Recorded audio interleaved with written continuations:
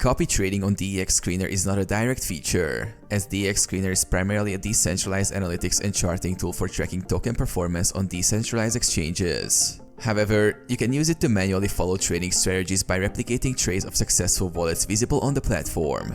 Here's how you can do it. Access DEX Screener. Visit DEX Screener to export tokens and DEX activity.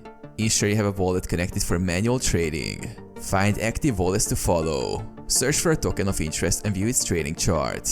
Under the recent trade section, you will find wallet addresses of traders. Analyze these wallets for frequent profitable trades. Track wallets. Copy the wallet address and use blockchain explorers like Etherscan or BSC Scan to monitor their activities.